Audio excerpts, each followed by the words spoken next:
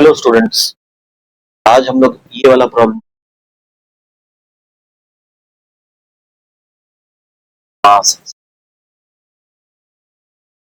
को पढ़िए। अब बहुत सारे स्टूडेंट्स जो मेहनत करते हैं उनको ऐसे प्रॉब्लम से दिक्कत होता है। वो इसलिए होता है क्योंकि कॉन्सेप्ट तो समझ लेते हैं, लगाना कैसे है उनको वो समझ, और वो start applying random way try to solve the problem. इसके प्रॉब्लम में बहुत इंपॉर्टेंट है प्रॉब्लम में assumption, कौन कौन से लॉस लगाए जा सकते हैं। कि आप देख रहे हैं कि यहाँ पर to masses,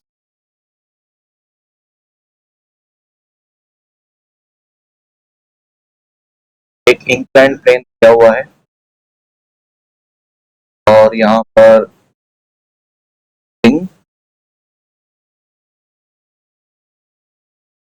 mass M2 and M1 are touching each other। Actually होता क्या है कि इसका कोई नेचुरल लेंथ होगा, तो ये M1 M2 combined no, they touching each, so they will compress the spring। Spring है इस डायरेक्शन में पिचक जाएगा। ये कहां तक पिचकेगा? Will go up to its. के बाद क्वेश्चन में दिया गया है तो एडिशनल पुश किया गया है इतना डिस्टेंस। अब मान लीजिए यहां पर है, यहां से ये एक्स कंप्रेस हो गया और वहीं पे रुक गया, फोर्सेस मैच हो गए, इक्विलिब्रियम को रीच कर गया। उसके बाद उसको फर्दर x1 कंप्रेस किया गया और उसको छोड़ दिया गया। जब छोड़ दिया जाएगा तो स्प्रिंग इस डायरेक्शन में मूव करेगा और it will push these two blocks. As both the blocks are together, both will attain same velocity. दोनों एक ही वेलोसिटी से पूछा गया है कि वो वेलोसिटी कितना है। और दूसरा जो क्वेश्चन जो मैंने यहाँ पे ऐड किया है, find after which displacement the block M1 will lose contact with M2। उसके बाद क्या होगा जब M1 M2 दोनों कॉमन वेलोसिटी से जाना शुरू, और उसके बाद ऐसा एक सिचुएशन आ सकता है कि M2 और M1 के बीच गैप क्रिएट होता है और वो कितने डिस्प्लेसमेंट पे पॉसिबल होगा। जैसे कि मैंने बताया कि पहले x कंप्रेस हुआ, के बाद उसको फर्दर कंप्रेस किया गया x1 से। टोटल कंप्रेशन होगा, टोटल कंप्रेशन होगा आपका, total compression x plus x1, ठीक है। और मान लीजिए जब ये इस डायरेक्शन में कर रहा था, डिस्प्लेस हुआ x2। जब x2 डिस्प्लेस करेगा तब जाकर के M1 और M2 सेपरेट हो गए। मतलब ये टेंसाइल मोड में, तो पहले हम x2 निकाल सकते हैं इक्वली। तो अगर मैं इसका बॉडी डायग्राम बनाऊं तो M1 M2 ऐसे है, फोर्स लग रहा है साइन थीटा। आप लोगों को पता होगा करंट बॉडीज पे फोर्स कैसे लगाते हैं, इसके दो कंपोनेंट होते हैं, साइन वाला कंपोनेंट, एक कॉस वाला कंपोनेंट। कॉस वाला कंपोनेंट नॉर्मल डायरेक्शन में होता है, साइन वाला component parallel to the surface होता है। तो ये कंप्रेस हो रहा था तो स्प्रिंग फोर्स इस डायरेक्शन में लगेगा x प्लस x1। x वाला पोजीशन उसका इक्विलिब्रियम था, x1 फर्दर कंप्रेशन, ठीक है। तो अगर मैं इक्विलिब्रियम की बात कर रहा हूं, मैं इसको कंसिडर नहीं करूंगा, मैं अभी इक्विलिब्रियम की बात कर रहा हूं। Talking about I consider only up to x। तो ये इक्विलिब्रियम में स्प्रिंग फोर्स है, वो बैलेंस कर रहा है ग्रेविटेशनल फोर्स के कंपोनेंट।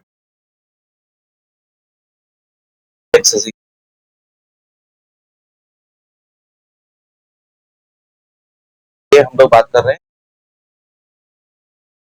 यहां से मेरा टाइम में कितना डिस्प्लेसमेंट हो रहा था actually, M1 plus M by के। अब इसको फर्दर डिस्प्लेस किया गया x1। अब मुझे निकालना है वो वाला डिस्टेंस यहाँ पे ये दोनों, तो जब ये दोनों सेपरेट हो जाएंगे, वन अलग अलग, बॉडी डायग्राम अगर हम बनाए, तुम्हारा m1 मास है, ठीक है? तो m1g अगर मैं इसके ऊपर फोर्सेस को लगाऊं, इसके ऊपर कौन कौन से फोर्सेस हैं? एक इसका ग्रेविटेशन का कंपोनेंट, ग्रेविटेशन फोर्स का, ग्रेविटी फोर्स का कंपोनेंट, उसका वेट का कंपोनेंट, ग्रेविटी फोर्स नहीं बोलेंगे, वेट का कंपोनेंट। अच्छा, इस डायरेक्शन में इसके ऊपर फोर्स लगेगा स्प्रिंग फोर्स, जो होगा x माइनस एक्स।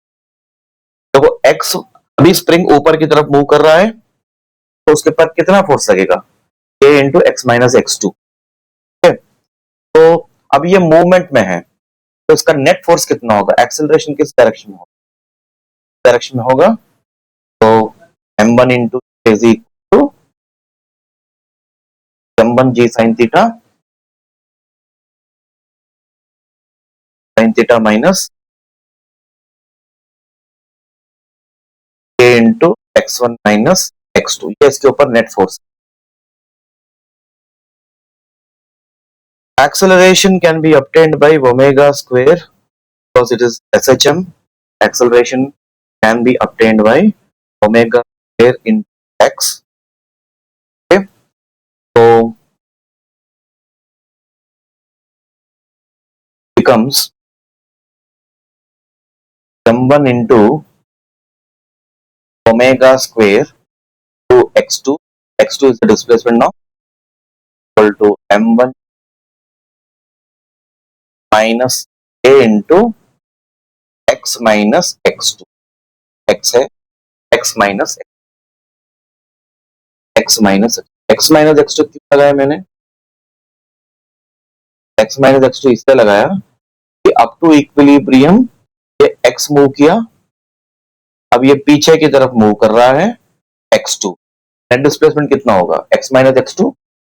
x इस तरह नीचे मूव कर रहा है, x2 ऊपर मूव कर रहा है, x ऐसे मूव कर रहा है, x2 ऐसे मूव कर रहा है, तो नेट कितना होगा? मैंने x डाल दिया है, तो ग्रेविटी फोर्स जो उसका वेट का कंपोनेंट है डाल दोगे, सारा नेट फोर्स आएगा। m1 ये क्यों लिया है? m1 और m2 अभी सेपरेट हो चुके हैं, ठीक है? लेकिन जस्ट बिफोर सेपरेशन दोनों के ऊपर एक्सेलरेशन, राइट? अगर हम दोनों को कंबाइन लेते हैं तो उसके ऊपर एक्सेलरेशन जितना होगा सेपरेशन के जस्ट बिफोर अगर ले एक्सेलरेशन, अगर यहाँ पे x की वैल्यू और x1 की वैल्यू x की वैल्यू पुट कर देंगे, पहले निकाला था, तो सॉल्व करेंगे। अब यहाँ पे I need omega square, right? तो ओमेगा स्क्वायर एक्चुअली क्या होता है? Omega square actually k divided by effective mass होता है। Effective mass just before separation m1 plus m2 है।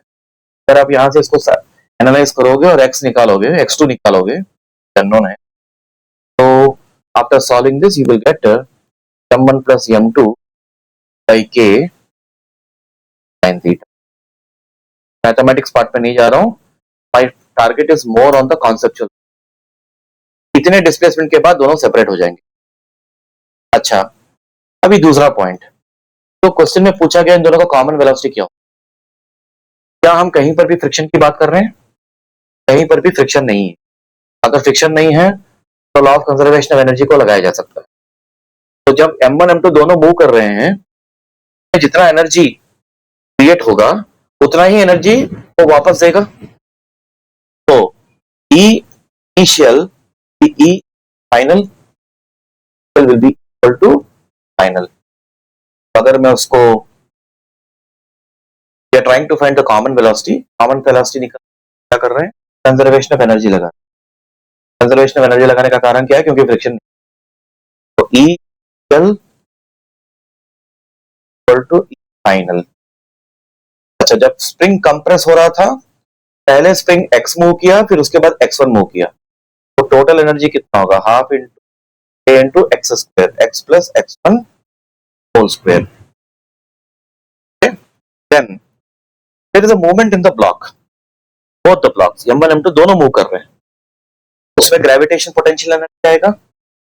तो ग्रेविटेशन पोटेंशियल एनर्जी कितना होता है mgh, तो m1 plus m2 d sin theta into x plus x। Formula में ही minus है इसलिए यहां पे मैंने माइनस इक्वल टू, ये तो हो गया इनिशियल एनर्जी। यही एनर्जी के साथ वापस उसको धकेल दिया, अगर उसको वापस धकेल दिया तो कितना आएगा velocity. This energy will convert into the kinetic energy of the box, so which is half mv, vector mass is m। हमने x1 पहले ही निकाल रखा है, x1 उसने दे रखा है, x2 निकाल लिया है, x1 उसने प्रॉब्लम में दिया हुआ है, वैल्यू ये हुआ है।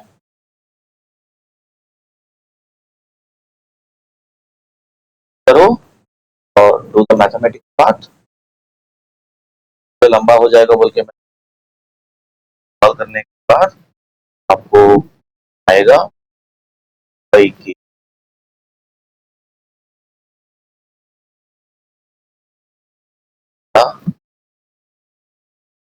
this will be the common velocity of both the blocks। दोनों ब्लॉक इसी वेलोसिटी से थोड़ा दूर और जाने के बाद x2 डिस्टेंस के बाद ये दोनों एक दूसरे से सेपरेट हो जाएंगे।